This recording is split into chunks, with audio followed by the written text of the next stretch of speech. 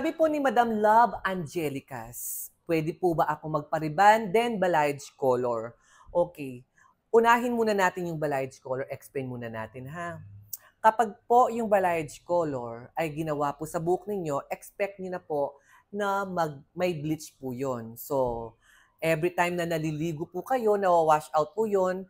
Kaya, kung mapapansin niyo po, naninilaw, nagye-yellowish yung buhok ninyo. Kaya naman ina-advise kayo ng mga hairdresser niyo kapag nagpa-balayage color kayo na gumamit ng purple shampoo and conditioner para hindi kaagad or mabilis ma-wash out yung color ninyo. So expect nyo na po na highly maintenance po yung balayage color. Dahil hindi po biro-biro ang magpapabalayage color, dapat tulungan nyo rin po sa inyong tahanan na tinitreatment nyo rin po yan para hindi po mag-dry ang inyong buhok dahil nga sa bleach. Ngayon dumako naman po tayo sa reband. As long na healthy po yung buhok ninyo, mataba po yung strand, pwede po kayong magpa-reband.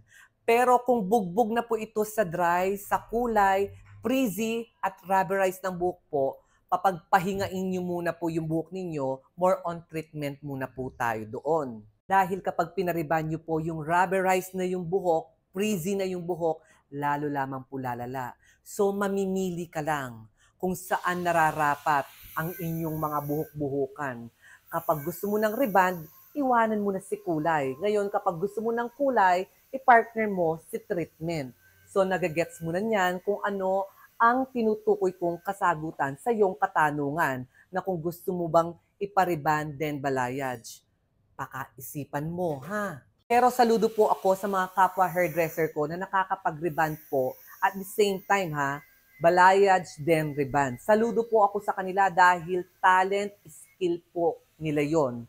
Pero ako, hindi po ako magte-take a risk na i-reband ko po yung magpapabalayage at the same time pagsasabay po yun. So more on treatment and healing process lamang po kami.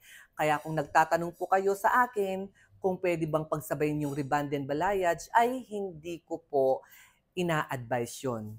Pero saludo po ako sa mga kapwa hairdresser ko po na nagre-reband at the same time nagbabalayage color. Kaya madamdamin, pakaisipan nyo muna po ng mabuti ang ipapagawa ninyo. Mas mainam po yung explanation dahil mataas po yung expectation ng bawat isa sa atin.